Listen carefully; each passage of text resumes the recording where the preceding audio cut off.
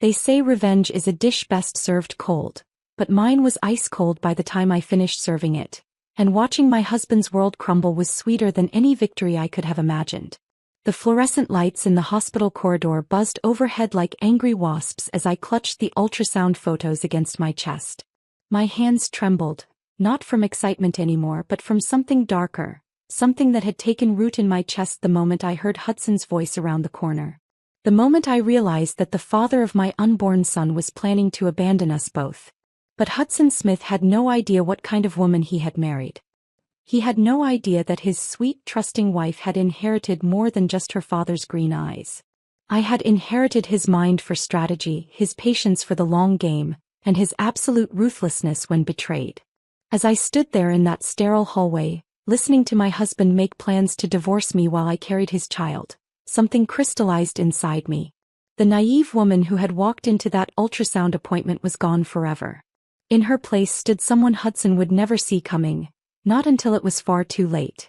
Before we continue, please write in the comment which country you are watching this video. We love knowing where our global family is tuning in from. And if this is your first time on this channel, please subscribe. Your support helps us bring even more epic revenge tales of life. Enjoy listening. The gel was still cold on my belly when Dr. Carter handed me the ultrasound photos with a warm smile. Congratulations, Gladys. You're having a healthy baby boy. My heart soared as I stared at the grainy black and white image. After 3 years of trying, countless negative pregnancy tests, and 2 heartbreaking miscarriages, Hudson and I were finally going to have our miracle baby. A son. Our son. He's perfect, I whispered, tracing the outline of his tiny form with my finger. The technician had pointed out his little hands, his strong heartbeat, even what looked like a stubborn chin that reminded me of Hudson already. 22 weeks along and everything looks excellent, Dr. Carter continued, making notes in my chart. The baby is measuring right on track. Are you still experiencing morning sickness? Not as much anymore, I replied, still mesmerized by the photos. Hudson's been so patient with me. He even installed a mini fridge in our bedroom so I could keep crackers and ginger ale close by. I laughed softly. He's going to be such a wonderful father. Dr. Carter smiled. It sounds like you have a very supportive husband. Make sure to schedule your next appointment for 4 weeks from today. We'll want to keep monitoring everything closely, especially given your history. I nodded, clutching the photos tighter. This baby was everything we had dreamed of, prayed for, fought for. Hudson had been my rock through every disappointment, holding me when I cried after each negative test, never once making me feel like it was my fault when the doctor said there was no clear reason for our struggles. The elevator ride down to the lobby felt like floating on clouds. I couldn't wait to see Hudson's face when I showed him the pictures. We had agreed he would wait in the lobby since the appointment was routine, but I knew he was probably pacing by the windows, checking his watch every few minutes like he always did when he was anxious. But when the elevator doors opened, I didn't see Hudson's familiar figure by the windows. The lobby was crowded with the usual mix of patients, visitors, and staff, but no sign of my husband's tall frame or his dark hair. I pulled out my phone to call him, then remembered he had mentioned something about stepping outside for air if the appointment ran long. The summer heat was brutal this year, and the hospital's air conditioning could be overwhelming after being outside. I made my way toward the exit, passing by the small alcove near the elevators where a few chairs were arranged around a coffee table scattered with magazines. That's when I heard it. Hudson's voice. Low, intimate, the way he used to talk to me in the early days of our marriage. The timing couldn't be more perfect, Flo. She's completely focused on the pregnancy now. My feet stopped moving. The ultrasound photos crinkled in my suddenly sweaty palms. Flo. That was what Hudson called Florence. My best friend Florence Miller. My maid of honor. The woman who had been by my side through every fertility struggle, every hopeful month, every devastating disappointment. I pressed myself against the wall, my heart hammering so hard I was sure everyone in the lobby could hear it. The alcove was just around the corner. They couldn't see me, but I could hear every word. Are you sure about this timing? Florence's voice was softer, but I could still make it out. She's so happy about the baby, Hudson. Maybe we should wait until after. After what? After she has the baby? After we're tied together forever. Hudson's voice had an edge I'd never heard before. Flo, I can't do this anymore. I can't pretend to be happy about a pregnancy that's going to trap me in a marriage that's been dead for years. The photos slipped from my numb fingers and scattered across the polished floor. A woman walking by gave me a concerned look, but I couldn't move to pick them up. I couldn't breathe. But the baby, Florence whispered. Your baby. Our baby, Hudson corrected, and the world tilted sideways. The baby you're carrying is mine, Flo. That's the family I want. Not some obligation to a woman who can barely look at me without crying about another negative test. My legs gave out. I slumped against the wall, sliding down until I was sitting on the cold floor, the ultrasound photos scattered around me like fallen leaves. Other baby. Hudson's baby. To Florence. Florence Miller, who had held my hand through every doctor's appointment. Who had brought me soup when I was too depressed to eat. Who had celebrated with champagne when I finally got my positive test 6 months ago. Florence Miller, who had announced her own pregnancy just 2 months after mine. Who had laughed about how our children would grow up together, practically siblings. Who had cried happy tears and said it was fate that we were both pregnant at the same time. When will you tell her? Florence asked. After the ultrasound. I'll tell her tonight. I've already spoken to a lawyer. With her history of miscarriages and the stress of a divorce, it's possible she might lose the baby anyway. It would be better for everyone. Better for everyone. He wanted me to lose our son. Our miracle baby that we had prayed for, that we had tried so hard to conceive. Hudson wanted our baby to die so his life would be easier. I pressed my hand to my mouth to keep from screaming.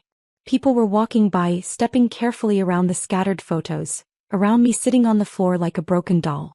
But all I could hear was Hudson's voice, cold and calculating, discussing my baby's potential death like it was a convenient solution to a problem.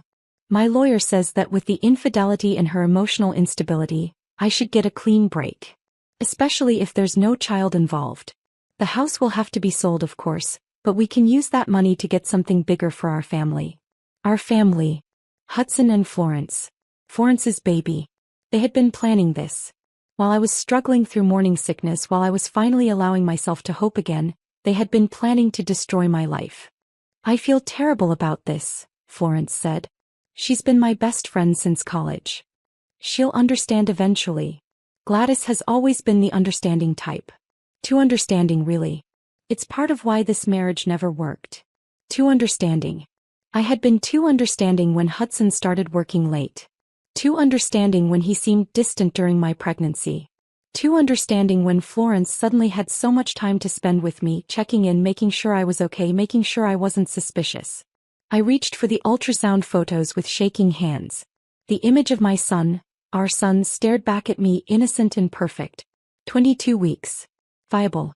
A little boy who deserved better than a father who wished him dead. I should get back, Hudson said. Her appointment should be over soon, and I need to seem excited about whatever news she has. What if it's bad news? What if something's wrong with the baby? Then that makes tonight easier, Hudson replied, and I heard footsteps moving away. I sat there on the floor, surrounded by pictures of my baby boy, as the full scope of their betrayal crashed over me like a tsunami. Not just an affair. Not just a pregnancy. A complete demolition of my life, planned down to the last detail, with my best friend as his partner in destruction. But Hudson Smith had made one crucial mistake. He had underestimated his wife. My father had always said I was too soft, too trusting, too willing to see the best in people. You need to develop some edges, Gladys, he would tell me. The world will eat you alive if you don't learn to bite back. I had never understood what he meant. Till now. Now, sitting on that cold hospital floor with the evidence of Hudson's betrayal echoing in my ears, I felt those edges forming. Deadly. I gathered the ultrasound photos carefully, smoothing out the creases. My hands were steady now. My breathing was calm. The crying, desperate woman from 5 minutes ago was gone, replaced by someone Hudson had never met before. Someone he was going to wish he never had. I spent 10 minutes in the hospital bathroom, splashing cold water on my face and practicing my smile in the mirror. The reflection looking back at me looked normal. Excited, glowing, everything a pregnant woman should look like after seeing her baby for the first time. Hudson was waiting by the windows when I emerged, exactly where I had expected to find him originally. He was checking his phone, probably texting Florence about their conversation. When he saw me, his face transformed into the loving husband mask he had apparently been wearing for months. There she is. He hurried over, pulling me into a hug that felt like ice against my skin. How did it go? Is everything okay? Everything's perfect, I said, and meant it in a way he couldn't possibly understand. Hudson, we're having a boy. His face did something complex. Surprise, guilt, forced joy, all cycling through in the span of a second before settling on what looked like happiness. A boy. Really? Oh, Gladys, that's incredible. He spun me around right there in the lobby and I let myself laugh, let myself seem dizzy with joy. Other people smiled at us, probably thinking what a sweet couple we made. If only they knew they were watching the performance of my lifetime. Let me see the pictures, Hudson said, setting me down. I handed them over, watching his face carefully. He stared at the images for a long moment and for just a second, something real flickered across his expression. Pain maybe. Or regret. But then the mask slipped back into place. He's beautiful, Gladys. He looks strong. Like his father, I said sweetly, taking the photos back. Dr. Carter says he's measuring perfectly. 22 weeks and everything is developing exactly as it should. That's wonderful, Hudson said, but his voice sounded hollow. Should we go celebrate? Maybe dinner at Romano's. Romano's. The Italian place where he had proposed. Where we had celebrated our first anniversary, our second, our third. Where we had gone after every negative pregnancy test because he knew their tiramisu was my comfort food. That sounds perfect, I agreed. Should we call Florence and see if she wants to join us? She's been so supportive through all of this. Hudson's jaw tightened almost imperceptibly. Actually, I think tonight should just be about us. We can celebrate with everyone else later. Everyone else. As if Florence wasn't the mother of his other child. As if she wasn't part of his real family. You're right, I said, slipping my arm through his. Tonight should just be us. The drive to Romano's was torture. Hudson made conversation about baby names, about converting the spare room into a nursery, about how excited his parents would be to have their first grandchild. Every word was a lie, and he delivered each one with the same easy charm that had made me fall in love with him 7 years ago. What do you think about traditional names? He asked as we sat in traffic. Something strong, classic. Maybe William? Or James? I was thinking about family names, I replied, watching him from the corner of my eye. What about your grandfather's name? Theodore. Hudson's grandfather Theodore had been a bitter, cruel man who had made Hudson's childhood miserable. The suggestion made Hudson flinch, which was exactly what I had intended. Maybe something else, he said quickly. Theodore feels a little heavy for a baby. You're right. We have plenty of time to decide. I placed my hand on my belly, feeling the slight curve where my son was growing. I just want him to have a name that means something. That represents the kind of man we want him to become. He'll be a good man, Hudson said, and for a moment his voice cracked. No matter what happens, Gladys, I want you to know that I'll always want what's best for him. What's best for him? Like hoping he would die in utero so Hudson could start fresh with Florence and their baby. I squeezed Hudson's hand. I know you will. You're going to be such a wonderful father. The lie burned my tongue, but I delivered it with a smile. At Romano's, we sat at our usual corner table under the twinkling lights that had always made me feel like we were in a fairy tale. Hudson ordered wine for himself and sparkling water for me, playing the attentive husband to perfection. To our son, he said, raising his glass. To our family, I countered, clinking my glass against his. Our family. Not his real family with Florence, but the obligation family he was planning to discard as soon as possible. I watched him drink, wondering how long he had been planning this. Months? Years? Gladys, he said, setting down his wine, there's something I need to tell you. My heart stopped. He was going to do it now in our special restaurant, surrounded by the ghosts of happier times. He was actually going to sit across from me, pregnant with his child, and destroy my life over breadsticks and marinara sauce. What is it? I asked, tilting my head with the perfect amount of concern. Hudson opened his mouth, then closed it. His hands fidgeted with his napkin. I've been thinking about the future. About what kind of life we want to build for our son. And I think we should consider moving. Maybe somewhere with better schools, more space. A fresh start. A fresh start. Without me, presumably. That's a big decision, I said carefully. Where were you thinking? Maybe Portland. Or even the East Coast. I've been looking into some opportunities. He trailed off, clearly improvising. This wasn't the conversation he had planned to have. That sounds exciting, I said. Though I'd hate to leave Florence behind. She's been such a good friend, especially through all the fertility struggles. I don't know what I would have done without her. Hudson's face went pale. Right. Florence. Speaking of which, I should call her soon. I promised to tell her about the ultrasound as soon as I got the results. I pulled out my phone. She's probably dying to know if she was right about the gender. She was convinced it was going to be a girl. Maybe you could wait until tomorrow? Hudson said quickly. I thought tonight could just be about us. Of course. I put the phone away, watching him relax slightly. You seem nervous tonight. Is everything okay? I'm not nervous. I'm just processing. We're going to be parents, Gladys. It's a big responsibility. The biggest, I agreed. But we're in this together, right? No matter what happens, we'll face it together. Hudson stared at me for a long moment, and I could see the wheels turning behind his eyes.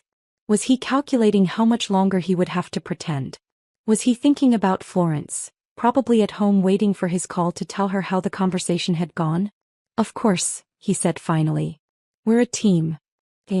Right up until the moment he decided to trade me in for a newer model. The rest of dinner passed in a blur of forced conversation and fake smiles. Hudson seemed distracted, checking his phone every few minutes. Probably texting updates to Florence about his failure to go through with the plan. By the time we got home, I was exhausted from the performance. Hudson went straight to his office, claiming he had emails to catch up on. I went upstairs to our bedroom and carefully placed the ultrasound photos on my dresser where I could see them. My son. My beautiful, innocent son who deserved so much better than the family he was being born into. I heard Hudson's voice from downstairs, low and urgent. He was on the phone, probably with Florence, probably explaining why he had chickened out. Making new plans. Adjusting the timeline for my destruction. I sat on the edge of our bed, the bed where my son had been conceived. The bed where I had cried myself to sleep so many nights during our fertility struggles while Hudson held me and promised everything would be okay. Everything was going to be okay. Just not in the way Hudson expected. I opened my laptop and began to research. If Hudson thought he could destroy my life with careful planning and legal maneuvering, he was about to learn that his wife was capable of her own strategic thinking. The naive woman who had walked into that hospital this morning was gone forever.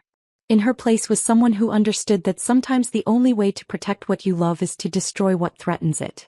And Hudson Smith had just made himself the biggest threat to my son's future. Over the next 3 days I became a woman obsessed. Not with revenge but with information. Every moment Hudson was at work or out of the house, I was digging deeper into the web of lies my life had become. It started with Florence's social media. I scrolled through months of posts looking for clues I had missed. The photos from her girls' weekend in March. The same weekend Hudson had claimed to be at a work conference. The carefully cropped pictures from restaurants I recognized, places Hudson had taken me for special occasions. The subtle changes in her face and body that I had attributed to pregnancy glow but now realized might have started earlier than her announced conception date. I created a folder on my laptop labeled Baby Planning, and began building my case. Screenshots, dates, credit card statements I accessed through our joint account. Hudson wasn't particularly careful about covering his tracks, probably because he assumed I was too trusting to look. The credit card statements were a gold mine. Jewelry purchases I had never seen. Hotel stays in our city on nights when he claimed to be working late. Expensive dinners for two at restaurants we had never been to together. The pattern went back 8 months, starting just after Florence announced she was taking a break from dating to focus on herself. My phone buzzed with a text from Florence. How are you feeling today? Want me to bring lunch over? I stared at the message for a long moment. Florence had been texting me almost daily since my ultrasound appointment, checking in with the kind of concern that had once made me feel lucky to have such a caring friend. Now I understood it for what it was. Surveillance. Feeling good. Hudson's working from home today, so I think I'll rest. Maybe tomorrow. I typed back. Of course. Rest is so important right now. Love you. Love. She signed her messages with love while carrying my husband's child and planning to steal my life. I spent the afternoon at the local library, using their computers to research divorce law and custody arrangements. What I found wasn't encouraging. Hudson was right about one thing. With his steady income and my current unemployment status, he would be in a strong position in any legal proceeding. The house was in both our names, but his salary had paid most of the mortgage. If I couldn't prove fault, I might end up with very little. But proving fault required evidence of adultery, and Florence's pregnancy wasn't enough on its own. I needed more. I needed them to incriminate themselves. That evening, Hudson came home with flowers, grocery store daisies, the kind he used to bring me when we were dating and he was broke. The gesture was so perfectly calculated to look thoughtful while requiring minimal effort that I almost applauded. "What's the occasion?" I asked, accepting the flowers with a smile. "Do I need an occasion to bring my wife flowers?" He kissed my cheek and I forced myself not to recoil. "I was thinking we could start looking at baby furniture this weekend. Maybe make a day of it." "That sounds wonderful," I replied, arranging the flowers in a vase. Florence was asking if she could come along. She's so excited about decorating her own nursery, and she thought it might be fun to shop together. Hudson's hand stilled on his coffee cup. "That might be awkward. With her being single and all. It might make her feel left out." "Single? Right. You're probably right. I wouldn't want to make her uncomfortable." I touched my belly thoughtfully. "Actually, I've been worried about Florence lately. She seems different since she got pregnant. More secretive." "Secretive how?" I was fishing, but Hudson's immediate defensiveness told me I was in the right waters. "Just little things.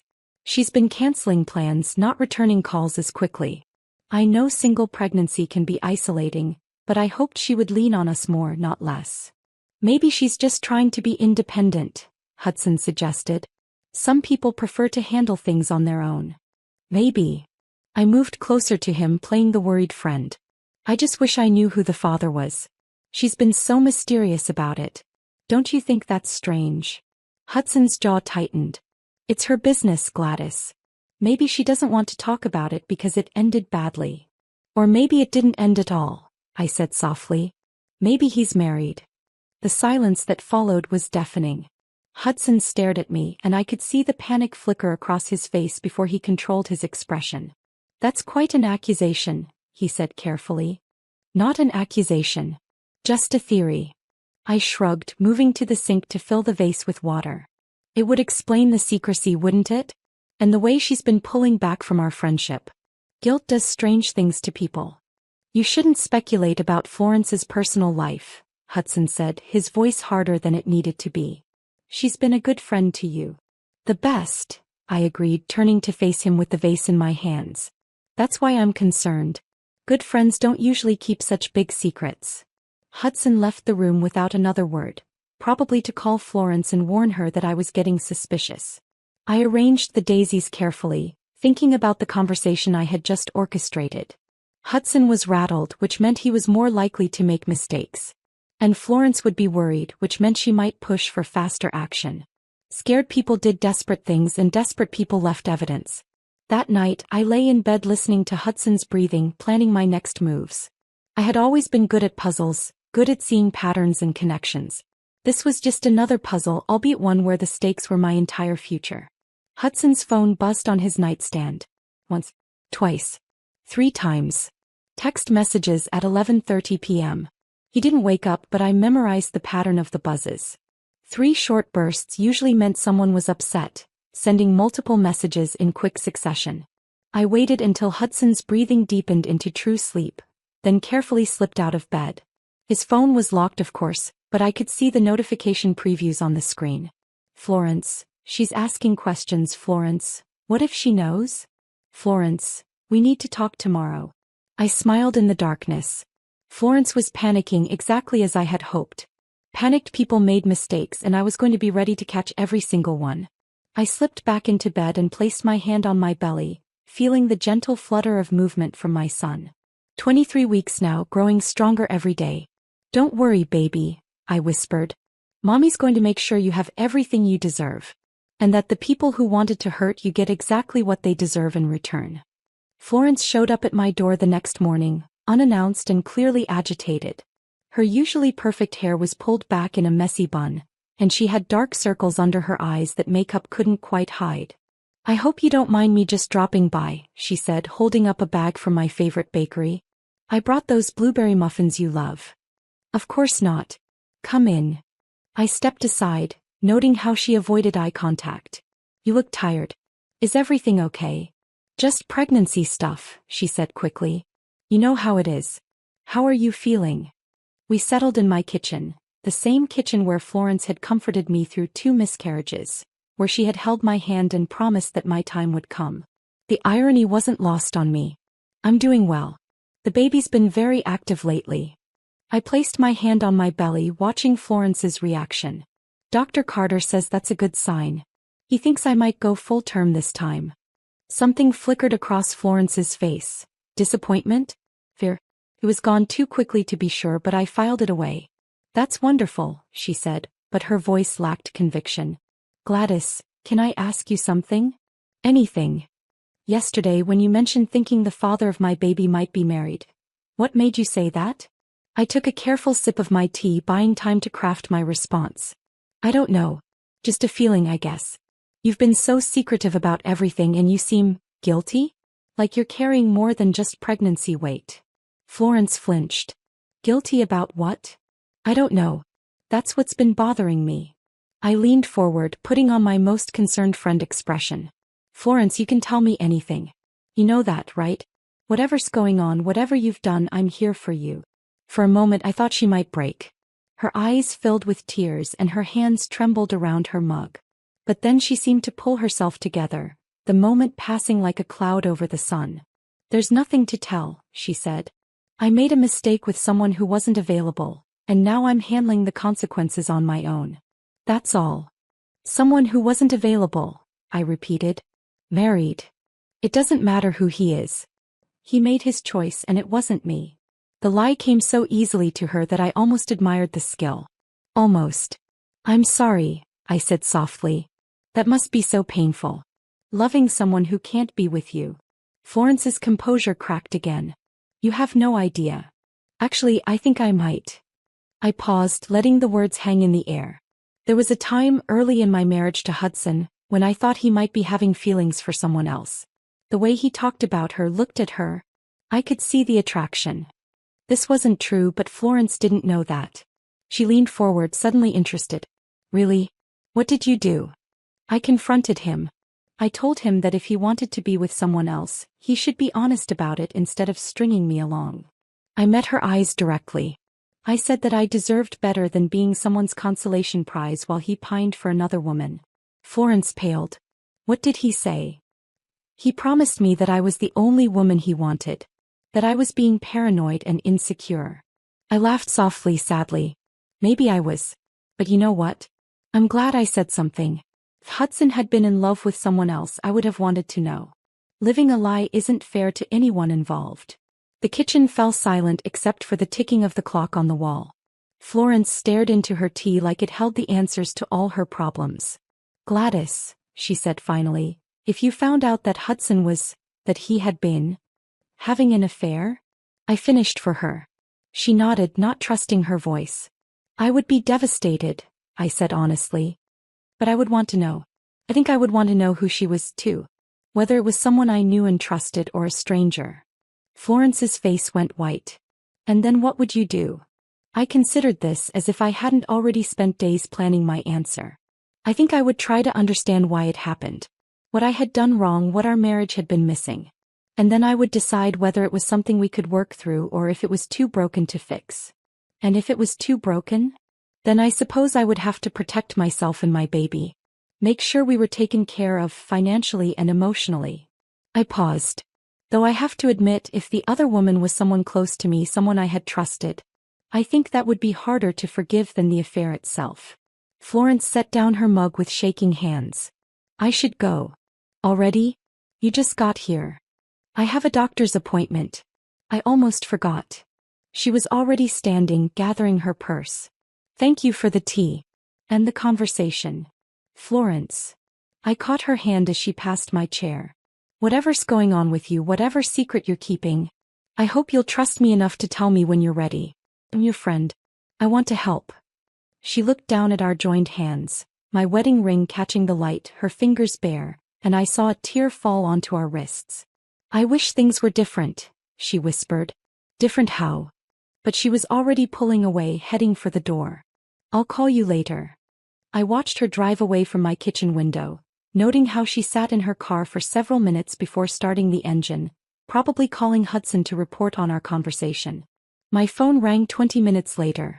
Hudson, just as I had predicted. "Hey beautiful. How's your day going?" "Good." Florence stopped by for a little while. Pause. "Oh. How is she?" "Upset about something. I think she's having a harder time with the single pregnancy than she wants to admit."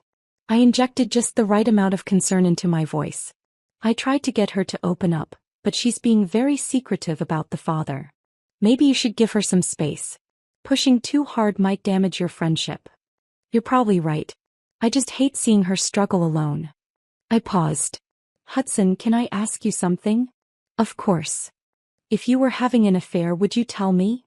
The silence stretched so long I thought he might have hung up. Finally, "What kind of question is that?" "A hypothetical one. I was just thinking about Florence's situation, and I realized I don't know what I would want in a situation like that. Would I want to know, or would ignorance be better?" "Gladys, I'm not having an affair." "I know that. It's just a hypothetical." I made my voice smaller, more vulnerable. "I suppose I'm feeling insecure because of the pregnancy. Everything's changing, and sometimes I wonder if you still find me attractive with all these changes to my body." "Of course I find you attractive. You're carrying my child. You're beautiful." The words were right, but the delivery was mechanical, like he was reading from a script. "I love you too," I said, even though he hadn't said it first. "I'll see you tonight?" "Yes. I might be a little late. I have a meeting that could run over." "A meeting?" "With Florence, probably to strategize how to handle my growing suspicions."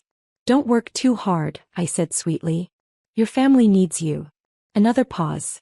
"Right. I'll see you tonight." After he hung up, I sat in my kitchen surrounded by the remnants of Florence's visit. The bakery bag, the 2 mugs, the lingering scent of her perfume, and smiled. They were unraveling, both of them. The pressure I was applying was working, forcing them into corners where they had to make choices. And every choice they made was giving me more ammunition. I pulled up the voice recording app on my phone and played back Florence's visit. I had started recording all our conversations just in case. Her words were damning enough. "I made a mistake with someone who wasn't available. He made his choice and it wasn't me. I wish things were different.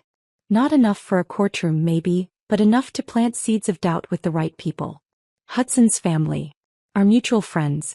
Florence's co-workers who didn't know the identity of her baby's father. I was building a web strand by strand, and soon they would both be trapped in it." Hudson's late meeting turned into a pattern. 3 times that week he called with excuses: client dinners, project deadlines, traffic delays. Each time I responded with understanding and support, playing the patient wife while documenting every lie. Meanwhile, I had begun my own meetings. With Hudson's brother Owen, ostensibly to discuss baby shower planning. With our neighbor Patricia, who had mentioned seeing Hudson's car in parts of town that didn't make sense for his work schedule. With Hudson's boss, in a casual encounter at the grocery store where I mentioned how proud I was of Hudson for working such long hours. Long hours? Roger had looked confused. "Hudson's been leaving early most days this week. Said he wanted to spend more time with you during the pregnancy." "Oh, that's sweet of him," I had replied, filing away another piece of evidence. "He must be running errands for the baby and not wanting to worry me with the details." By Friday I had enough evidence to confront them both. But I wanted more than just evidence. I wanted a confession. I wanted them to destroy themselves with their own words. That's when I remembered the dinner party. Hudson and I were supposed to host his co-workers and their spouses the following Saturday. It was an annual tradition, something we had done every year since Hudson got promoted to senior partner. This year, with my pregnancy, Hudson had suggested we cancel it, but I had insisted we go ahead. "It'll be good practice for entertaining with a baby on the way," I had argued. "Besides, everyone's been so supportive of our pregnancy journey. I want to celebrate with them." Now I saw the perfect opportunity to set my trap. "I've been thinking about the dinner party," I told Hudson over breakfast Friday morning. "Would it be weird if I invited Florence?" She's been so lonely lately and I know she'd love to meet your colleagues. Hudson nearly choked on his coffee. Florence. At my work dinner. Why not? She's practically family. And you always say your colleagues love meeting our friends. I tilted my head innocently. Unless you think it would be inappropriate somehow? No, it's supposed to be for couples. She might feel out of place being the only single person there. Actually, I don't think Roger is bringing anyone this year. His divorce just finalized. This was a lie, but Hudson didn't know that. And Florence could use the distraction. She's been so stressed about the pregnancy. I watched Hudson's face carefully. He was trapped between not wanting Florence there and not being able to explain why without raising more suspicions. If you think it's a good idea, he said finally. I do. I'll call her this morning. Florence's reaction was even more telling than Hudson's. When I called to invite her, there was a long pause before she responded. I don't know, Gladys. I'm not really in a social mood lately. That's exactly why you should come. You've been isolating yourself too much. I made my voice warm, sisterly. Besides, I could use the help. You know how these work things can be, all shop talk and golf stories. Having you there would make it so much more fun for me. What did Hudson say about inviting me? The question confirmed everything I suspected. If they weren't having an affair, why would Hudson's opinion matter more than mine for my own dinner party? He thought it was a great idea. I lied smoothly. He's always saying how much he enjoys talking with you. You two have such interesting conversations. Another pause. Hey. If you're sure it won't be awkward. Not at all. It'll be perfect. After I hung up, I began planning the evening in detail. The seating arrangement would be crucial. I wanted Florence and Hudson positioned where I could watch their interactions, but not so obviously that others would notice. The conversation topics would need to be carefully guided. And most importantly, I needed to create a moment where the truth would have space to emerge. Saturday arrived with unseasonably cool weather, perfect for the intimate dinner I had planned. I spent the morning cooking Hudson's favorite dishes: braised short ribs, roasted vegetables, the chocolate tart that had impressed his boss's wife last year. Everything had to be perfect. Florence arrived early as I had hoped she would. She looked beautiful in a navy dress that flattered her growing belly, her hair styled in soft waves that reminded me of how she had looked at my wedding when she stood beside me as my maid of honor. You look amazing, I told her, meaning it. Pregnancy really suits you. Thank you. You look incredible too. I can't believe you're cooking all this while 6 months pregnant. 6 months. 24 weeks exactly. My son was viable now, could survive outside the womb if necessary. The knowledge gave me a strange sense of power. Hudson wanted to hire a caterer, but I insisted on cooking myself, I said, leading her to the kitchen. I wanted everything to be personal, meaningful. This might be our last dinner party for a while with the baby coming. Florence helped me arrange appetizers and I watched her hands shake slightly as she worked. She kept glancing toward the door, waiting for Hudson to appear. Florence, can I ask you something personal? Her hands stilled. Of course. Have you thought about what you're going to tell your baby about their father? When they get old enough to ask questions. The color drained from her face. I'm not sure yet. It's just that children are so curious about these things. And with our babies being so close in age, they'll probably ask each other questions too. I arranged crackers in a precise pattern, not looking at her. I hope it won't be awkward for them having one father present and one absent. Maybe the father won't be absent, Florence said quietly. Oh. Is there hope for reconciliation? I don't know. It's complicated. These situations always are, I agreed. Especially when there are other people involved. Other relationships that could be damaged. Florence set down the cheese knife with trembling fingers. Gladys, I need to tell you something. My heart hammered against my ribs, but I kept my voice calm. What is it? But before Florence could respond, the doorbell rang. Hudson's colleagues were arriving, and the moment dissolved into a flurry of greetings and introductions. Roger came with his wife after all, destroying my lie about his divorce, but Hudson was too distracted to notice. Patricia and her husband brought wine. James and his new girlfriend contributed stories about their recent vacation to Greece. I played the perfect hostess, making sure everyone had drinks, facilitating conversations, keeping the mood light and festive. But beneath the surface I was conducting an experiment in human psychology. I seated Florence directly across from Hudson at our dining room table, with me at the head where I could observe them both. Throughout dinner, I guided the conversation toward topics I knew would create tension between them. Florence has been such a support system during my pregnancy, I announced during the main course. I don't know what I would have done without her, especially during those scary early weeks when we weren't sure everything would be okay.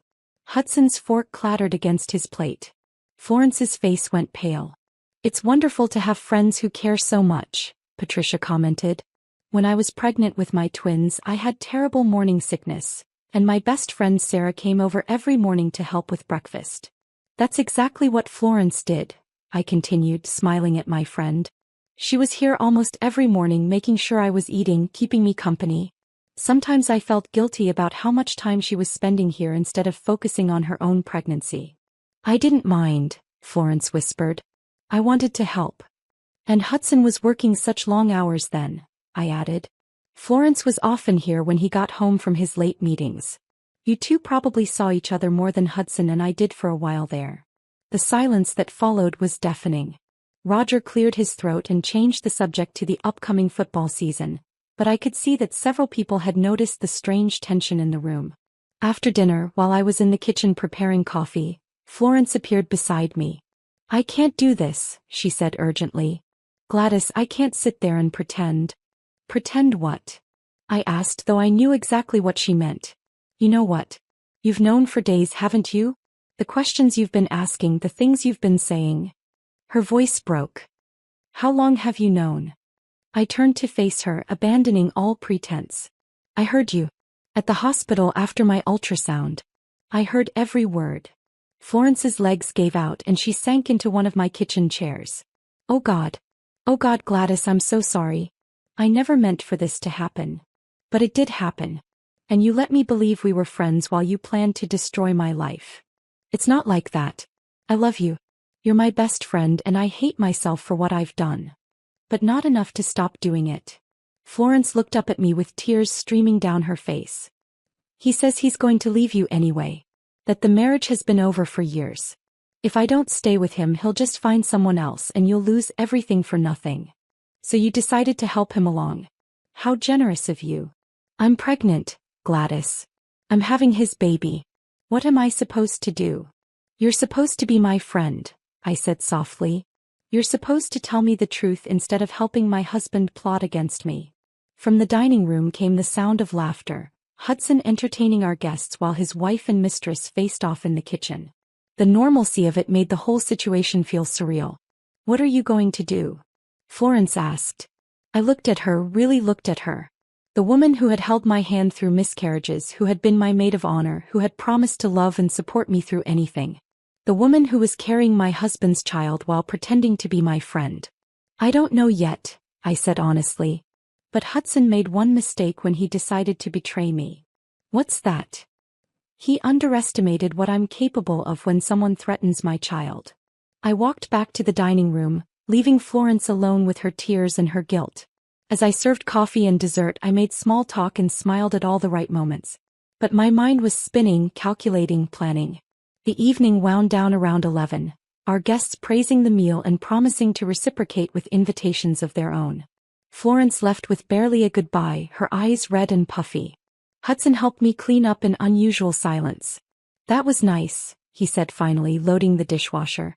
Everyone seemed to have a good time. Florence seemed upset about something, I observed. She left pretty quickly. Pregnant women get emotional. It's probably nothing. Nothing. The destruction of our marriage, the betrayal of our friendship, the threat to our unborn child's future. All of it was nothing to Hudson. I'm tired, I announced. I think I'll go to bed. I'll be up soon. Just want to finish cleaning up. But when I got to our bedroom, I could hear Hudson on the phone in his study, his voice low and urgent. I pressed my ear to the wall and caught fragments of conversation. She knows. Have to move faster. Can't wait any longer. I smiled in the darkness. Phase 1 of my plan was complete. I had forced them out of hiding, made them desperate, pushed them toward the kind of mistakes that would give me everything I needed. Now it was time for phase 2. Sunday morning dawned gray and drizzly, matching my mood as I sat at the kitchen table with a cup of tea and my laptop. Hudson had left early for what he claimed was a golf game, but I knew better. He was meeting Florence, probably discussing how to handle the fact that their secret was out. What they didn't know was that I had spent most of the night setting the stage for their destruction. My first call was to Hudson's mother, Eleanor. Eleanor Smith was a formidable woman who had never quite approved of me, but she doted on her son and had been over the moon about our pregnancy. She answered on the second ring. "Gladys, dear. How are you feeling?" "Actually, Eleanor, I'm concerned about something and I was hoping you could give me some advice." "Of course. What's troubling you?" I injected just the right amount of worry into my voice. "It's about Hudson. He's been working such long hours lately, staying out very late, and I'm starting to worry about the stress he's under. You know how important it is for expectant fathers to take care of themselves too." "That does sound concerning. Have you talked to him about it?" "I've tried, but he brushes off my concerns. Says it's just a busy period at work." I paused. "Eleanor, I hope this doesn't sound paranoid, but do you think there's any chance he's struggling with the pregnancy? Having doubts about becoming a father?" The silence stretched long enough that I wondered if the call had dropped. Finally, Eleanor spoke, her voice tight. "What makes you ask that?" "Just little things. He seems distant, distracted. And there are times when I talk about the baby that he looks almost trapped." I let out a shaky breath. I keep telling myself I'm being oversensitive because of the hormones, but what, dear? Yesterday at our dinner party, something happened with my friend Florence that made me wonder if Hudson might be confiding in someone else instead of me. They seemed to have some kind of understanding, and when I mentioned it, they both got very uncomfortable. "Florence Miller? Your maid of honor?" "Yes. She's pregnant too, actually. Due about a month after me." I paused as if the thought was just occurring to me. "Eleanor, you don't think Hudson would? I mean, if he was having doubts about our marriage, about the baby, you don't think he would do something foolish?" "What kind of foolish thing?" I let the silence build as if I was afraid to voice my suspicions. "I don't know. I probably shouldn't even be thinking such things. It's just that Florence has been so secretive about her baby's father, and Hudson has been so distant, and there are all these late meetings." "Gladys," Eleanor's voice was sharp now. "Are you suggesting that Hudson is having an affair with your friend?" "I don't want to think that. But I'm scared, Eleanor. I'm scared that my husband doesn't want this baby, and I'm scared that my best friend is lying to me about something important." My voice broke convincingly. "I don't know what to do." "You sit tight," Eleanor said firmly. "I'm going to have a conversation with my son." After I hung up, I called Hudson's brother Owen with a similar story, then his sister Angela. By noon, I had planted seeds of suspicion with every important member of Hudson's family, all of them now wondering why their golden boy was acting so strangely during what should be the happiest time of his life. My phone rang at 1:30. Hudson sounding frantic. "Gladys, what the hell did you say to my mother?" "What do you mean?" "She just called me demanding to know if I'm having an affair with Florence. She says you're worried about my behavior, that you think I don't want the baby." His voice was rising. "Where would she get ideas like that?" "I called her because I'm worried about you," I said, letting hurt creep into my voice. "Hudson, you've been so distant lately, so secretive about where you are and what you're doing. I thought maybe you were having second thoughts about the baby, and I wanted your mother's advice on how to support you." "So you told her I was cheating?" "I didn't tell her anything definitive. I mentioned that Florence has been acting strangely, and that you two seem to have some kind of secret understanding." I paused. "Hudson, if there's something going on that I should know about, please just tell me. The not knowing is killing me." "There's nothing going on," he said, but his voice lacked conviction. "I can't believe you would call my family with wild accusations." "They weren't accusations. They were concerns. From a pregnant woman who loves her husband and is worried about him." I let tears enter my voice. "I'm sorry if I handled it wrong. I just didn't know who else to turn to." The line went quiet for a long moment. When Hudson spoke again, his voice was tired. "We need to talk. I'll be home soon." "Hey. I'll be here." I hung up and smiled. Hudson was coming home to do damage control, probably to try to convince me that I was imagining things. But he was too late. The storm I had unleashed was already beyond his ability to control. My phone buzzed with a text from Florence. "Hudson told me what happened. Can we meet?" I need to explain. I stared at the message for a long time before responding. Come over. It's time we were honest with each other. She arrived before Hudson, which was perfect. I met her at the door and she looked terrible, pale, shaking, her eyes red from crying. Gladys, please, you have to understand. Come in, I said quietly. Sit down. Tell me everything. We sat in my living room, the room where Florence had helped me hang baby pictures just last month, where she had held me when I cried about my miscarriages, where she had toasted my pregnancy with sparkling apple cider. It started 6 months ago, she began, her voice barely a whisper. I was going through a rough patch after breaking up with David, and Hudson was working late a lot. We ran into each other at that coffee shop near his office, and he offered to buy me dinner. And you said yes. She nodded. It was innocent at first. Just two friends talking. But Hudson was so easy to talk to, so understanding. He listened to me complain about my job, about being single, about feeling like I was falling behind while everyone else was moving forward with their lives. Including me. Including you, she admitted. And he talked about feeling trapped, about how you had become so focused on getting pregnant that he felt like you didn't see him as a person anymore, just as a means to an end. The words hit like physical blows, but I kept my face neutral. So you bonded over your shared resentment of me. It wasn't like that. Not at first. Florence twisted her hands in her lap. But then you did get pregnant, and Hudson was so conflicted about it. He said he was happy but also terrified. That he wasn't sure he was ready to be a father, wasn't sure your marriage was strong enough to handle a child. And you comforted him. I tried to be supportive. I told him that having a baby might actually bring you closer together, that maybe he was just scared of the change. She looked up at me with desperate eyes. I really did try to encourage him to work things out with you, Gladys. I swear I did. But somewhere along the way, comfort turned into something else.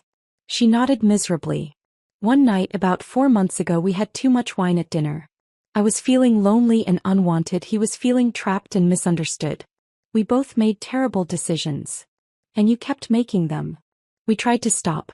We both felt horrible about it. But then I found out I was pregnant and everything got complicated. Whose idea was it to hide the truth from me? Florence's silence was answer enough. His, I said. Hudson didn't want to deal with the consequences of his choices. So he convinced you to lie to your best friend while he figured out how to abandon his wife and unborn child. He said he was going to tell you. That he just needed time to figure out the right way. The right way to destroy my life, you mean? The front door opened and Hudson's voice called out. Gladys? I'm home. Florence and I looked at each other, and I saw my own determination reflected in her guilty eyes. This was it. The moment of truth. We're in the living room, I called back. Hudson appeared in the doorway, took in the scene. Florence on the couch with tears streaming down her face, me sitting calmly across from her, and his face went white. What's going on? Florence was just telling me about your relationship, I said conversationally. About how it started, how long it's been going on, about the baby. Hudson's mouth opened and closed without sound. Finally he managed, Gladys, I can explain. No need, I interrupted. Florence explained everything. How you felt trapped by our marriage, how you didn't really want our baby, how you've been planning to leave me for months. I stood up, my hand automatically going to my belly. The only thing she couldn't explain was why my husband and my best friend thought it was acceptable to destroy my life while pretending to care about me. It wasn't supposed to happen this way, Hudson said weakly. How was it supposed to happen? Were you going to wait until after I gave birth to abandon us? Or were you hoping I'd lose the baby so you could leave with a clear conscience? Hudson flinched as if I had slapped him. I never wanted you to lose the baby. Yes, you did. I heard you say it, Hudson. At the hospital. You said it would be better for everyone if I lost the baby because of the stress of a divorce. The truth hit him like a physical blow. He staggered backward, his face crumbling. You heard that. Every word. About how our marriage was dead, about how you wanted to start fresh with Florence, about how my baby was just an obligation you didn't want to deal with. Florence made a choked sound. Hudson, you said those things? I was upset, he said desperately. I was scared and saying things I didn't mean. You meant them, I said quietly. And now you have to live with the consequences. What consequences? Hudson asked, though his voice suggested he already knew he wasn't going to like the answer. I smiled, and for the first time in days it was genuine. The consequences of underestimating your wife. The next morning, Hudson woke up to find that his world had shifted completely overnight. I had been busy while he slept, making phone calls, sending emails, executing the plan I had been building piece by piece for weeks. Gladys. He found me in the kitchen, fully dressed and eating breakfast with apparent calm. We need to talk about last night. What about it? About what happens now. About how we move forward. I looked up from my cereal, studying his face. He looked terrible, pale, exhausted, his usual confidence replaced by something approaching panic. We don't move forward, Hudson. That's the point. What do you mean? Instead of answering, I handed him a manila envelope that had been sitting beside my placemat. Your lawyer called this morning. Or rather, my lawyer called your lawyer. You might want to review those documents. Hudson's hands shook as he opened the envelope and pulled out the papers inside. I watched his face change as he read, satisfaction building in my chest with each expression of shock and dismay. You filed for divorce, he said finally. Yesterday, while you and Florence were having your crisis meeting. I took another spoonful of cereal. I also filed for full custody of our son, a restraining order preventing you from disposing of any marital assets, and a motion for immediate spousal support. You can't do this. I can, and I have. My lawyer says I have an excellent case, especially with all the evidence I've gathered. Hudson's face went white. What evidence? I stood up and walked to the counter where I had laid out several manila folders. Credit card statements showing your hotel visits and expensive dinners for two. Screenshots of Florence's social media posts that contradict her stated due date. Photos of your car parked outside her apartment building at all hours. I opened another folder. Phone records showing hundreds of calls and texts between you two, including several during times when you told me you were in important meetings. That's not enough to prove adultery. You're right. But this is. I pressed play on my phone and Hudson's voice filled the kitchen. The baby you're carrying is mine, Flo. That's the family I want. Not some obligation to a woman who can barely look at me without crying about another negative test. The blood drained from Hudson's face as he listened to his own words, the conversation I had recorded at the hospital. When it finished, the silence was deafening. That's illegal, he whispered. Recording someone without their consent. Actually, it's not. I was a party to the conversation, which makes it legal in this state. My lawyer was very thorough in explaining the surveillance laws. I smiled. But even if it weren't admissible in court, it would be very interesting to hear what your colleagues think about a senior partner who abandons his pregnant wife for her best friend. You wouldn't. I already did. I sent copies to Roger, to the other partners, to your biggest clients. I thought they should know what kind of man they're doing business with. Hudson sank into a chair, his head in his hands. You've ruined me. No, Hudson. You ruined yourself. I just made sure everyone could see it clearly. My phone rang and I glanced at the caller ID. That's my lawyer now. We're meeting this morning to discuss the next steps. I stood up, gathering my purse and keys. You should probably call your own attorney. You're going to need one. Gladys, wait. Hudson looked up at me with desperate eyes. We can work this out. We don't have to destroy everything we built together. What did we build, Hudson? A marriage based on lies. A home where you wished our child would die. A friendship with a woman who was sleeping with my husband. I shook my head. There's nothing left to save. What about Florence? Are you going to destroy her too? I paused at the door. Florence destroyed herself. But don't worry. I'm sure she'll need a lot of support raising your child as a single mother. Maybe you can bond over that. I left Hudson sitting at our kitchen table, surrounded by the evidence of his betrayal, and drove to my lawyer's office with a sense of peace I hadn't felt in weeks. Janet Morrison had been recommended by a friend as someone who specialized in high-conflict divorces and didn't believe in playing nice when her clients had been wronged. She was exactly what I needed. You've done excellent work gathering evidence, she told me as we reviewed the files. With what you've collected, we can pursue adultery as grounds for divorce, which gives you significant advantages in property division and custody arrangements. What about spousal support? Given that you left your job to focus on fertility treatments and preparing for motherhood, and given his infidelity, I'm confident we can secure substantial alimony. Especially since he'll be supporting another child with his mistress. Janet smiled grimly. Men like your husband always think they're smarter than everyone else, right up until they realize they've handed us everything we need to destroy them. And custody? With his infidelity and the recording where he expresses hope that you'll miscarry, any judge will see him as an unfit parent. We'll get full custody with limited supervised visitation. She leaned forward. Gladys, I have to ask, how far are you willing to take this? What do you mean? Your husband is a successful attorney with a good reputation. This divorce is going to destroy his career, his finances, his relationship with his family. Are you prepared for the fallout? I thought about the conversation I had overheard, about Hudson's cold calculation as he discussed my potential miscarriage. About Florence's tears as she helped plan my destruction while pretending to be my friend. He made his choice when he decided to betray his family, I said firmly. Now he gets to live with the consequences. Good. Then let's discuss strategy. We spent 2 hours going over every detail of my case, every piece of evidence, every angle of attack. By the time I left Janet's office, Hudson's fate was sealed. But I wasn't done yet. My next stop was Florence's apartment. I found her packing boxes, her face puffy from crying. Going somewhere? I asked when she opened the door. My parents' house in Oregon. I can't stay here anymore. She gestured helplessly at the chaos around her. I lost my job this morning. Someone sent my boss copies of text messages between Hudson and me. Very explicit text messages. That's unfortunate. Florence stared at me. It was you, wasn't it? You destroyed both of us. I shared the truth with people who had a right to know it. What they chose to do with that information was up to them.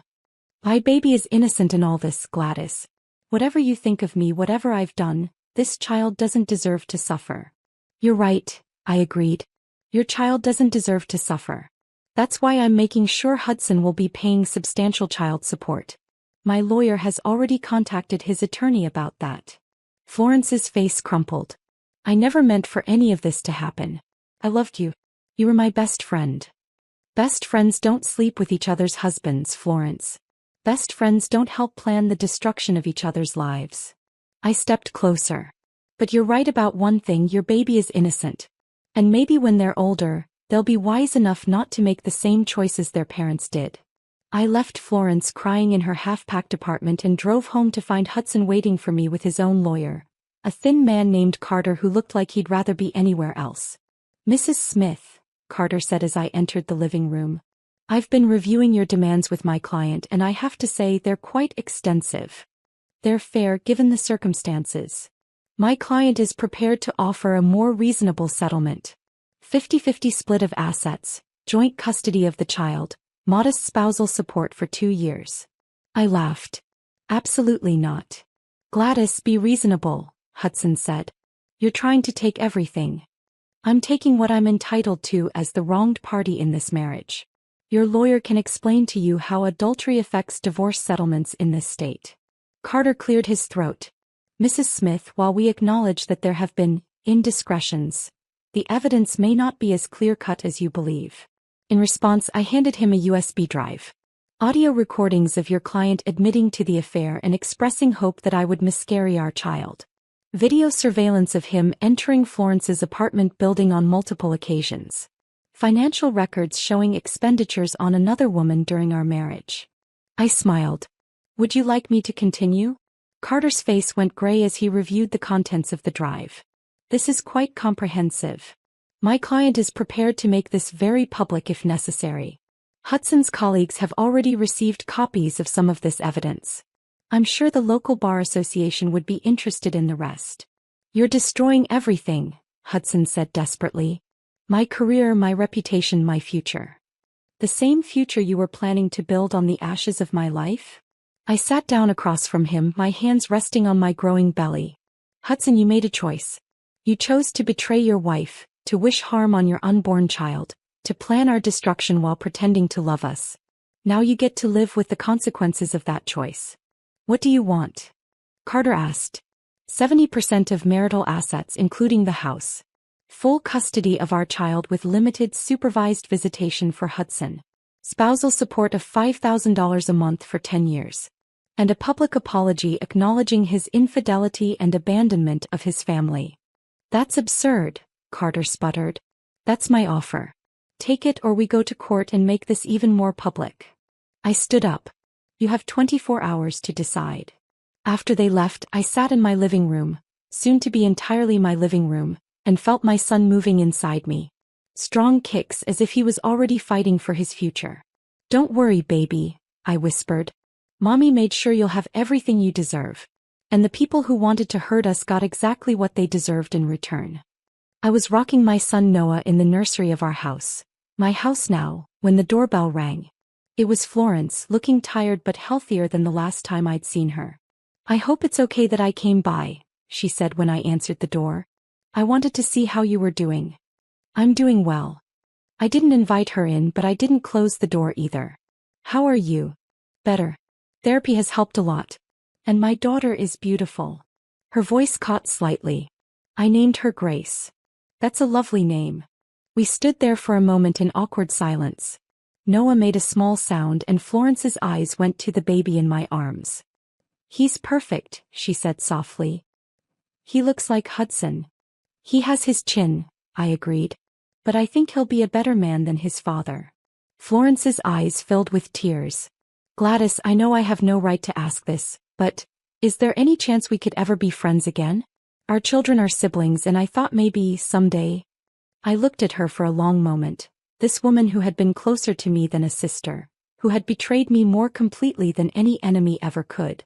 No, I said gently. We can never be friends again. But for the sake of our children we can be civil. We can coexist. Florence nodded, tears streaming down her cheeks. I understand. I wanted you to know how sorry I am. How much I regret everything. I know you are. But being sorry doesn't undo the damage, Florence. It just means you understand the price of your choices. After she left, I returned to the nursery and looked out the window at the garden I had been cultivating. Hudson had signed the divorce papers 3 days before Noah was born, taking my terms rather than face the public humiliation of a trial. He had visitation rights, but he had only used them twice in 6 months. His career was in ruins, his reputation destroyed, his relationship with his family strained beyond repair. Florence's daughter would grow up in Oregon, far from the scandal that had consumed her parents. Hudson would pay child support for both children, a constant reminder of the choices that had cost him everything. And Noah would grow up knowing that his mother had fought for him before he was even born, that she had refused to let anyone threaten his future or diminish his worth. I had learned something important about myself in those dark months. I was not the soft, trusting woman everyone believed me to be. When pushed to my limits, when my child was threatened, I was capable of a cold, calculated ruthlessness that surprised even me. Some people might say I went too far, that my revenge was excessive. But as I held my son and watched the sun set over the garden that was now ours alone, I felt no regret. Hudson and Florence had made their choices with full knowledge of the consequences. They had chosen their desires over loyalty, their selfishness over love, their immediate gratification over the lives they were destroying. I had simply made sure they faced the full weight of those choices. Noah stirred in my arms, his tiny fist curling around my finger. He would grow up safe, secure, and loved. He would never wonder if his father wanted him to die for the sake of convenience. He would never doubt his worth or his place in the world. That was worth any price I had paid for it. My phone buzzed with a text from my lawyer. Hudson missed his child support payment again. Do you want me to pursue enforcement? I looked down at my son's peaceful face and typed back, yes. Every dollar he owes. Some people believe that revenge is a dish best served cold. But I had learned something different. Revenge isn't about temperature. It's about precision. It's about making sure that the punishment fits the crime perfectly, that justice is served completely, and that those who would harm the innocent face the full consequences of their actions. Hudson Smith had wanted to destroy his family for a chance at happiness with another woman. Instead, he had lost everything: his wife, his children, his career, his reputation, his future. He was alone now, exactly as he had planned to leave me. Florence Miller had wanted to steal her best friend's husband and build a life on the ruins of my marriage. Instead, she was a single mother in exile, struggling to rebuild a life she had destroyed with her own choices. And I was exactly where I belonged, in my home with my son, having fought for and won everything that mattered. The doorbell rang again, interrupting my thoughts. This time it was a delivery, flowers from my mother-in-law Eleanor, who had become one of my strongest supporters once the truth came out. The card read, "For my darling Gladys and precious Noah. You are both so loved." I smiled, arranging the flowers in the vase that had once held Hudson's grocery store daisies. Everything in my life now was real, chosen, earned. No more lies, no more pretense, no more settling for less than I deserved. As night fell, I gave Noah his bottle and sang him the lullabies I had dreamed of singing during all those months of trying to conceive. His eyes drifted closed and I placed him gently in his crib, the crib I had bought with my divorce settlement, in the nursery I had decorated with my spousal support, in the house I had kept through my own determination. "Sleep tight, my love," I whispered. "Mommy made sure you'll have everything you deserve. And she made sure the people who tried to hurt us got exactly what they deserved in return." In the months that followed, I would rebuild my life completely. I would go back to school, start my own business, create a future built on truth and strength rather than naive trust. Noah would grow up knowing his mother was a woman who fought for what was right, who protected those she loved, who never backed down when faced with injustice. Hudson would remain a cautionary tale, a man who had everything and threw it away for the illusion of something better. Florence would live with the knowledge that she had traded her integrity for a love that had ultimately cost her everything she truly valued. And I would live knowing that when faced with the ultimate test of motherhood, protecting my child from those who would harm him, I had passed with flying colors. They say revenge is a dish best served cold. But mine had been ice cold by the time I finished serving it, and watching my husband's world crumble had been sweeter than any victory I could have imagined. The woman who had walked into that ultrasound appointment 6 months ago was gone forever. In her place was someone stronger, wiser, and infinitely more dangerous to anyone who might threaten her family. Hudson Smith had made the mistake of underestimating his wife. He would spend the rest of his life making sure he never made that mistake again. And as for me, I had learned that sometimes the most loving thing you can do is refuse to be a victim. Sometimes protecting what you love means destroying what threatens it. And sometimes the only way to ensure justice is served is to serve it yourself, with precision, with patience, and with the absolute certainty that you are fighting for something worth winning. In the end, that was exactly what I had done. And as I watched my son sleep peacefully in his crib, surrounded by the security and love I had fought so hard to preserve, I knew it had been worth every moment of the battle. Justice, it turned out, was indeed a dish best served cold. But it was also a dish best served completely, thoroughly, and with the kind of precision that ensured it would never need to be served again. The naive woman who had trusted blindly was gone. In her place was a mother who would never let anyone threaten her child's future again. And that, more than any revenge, was the greatest victory of all.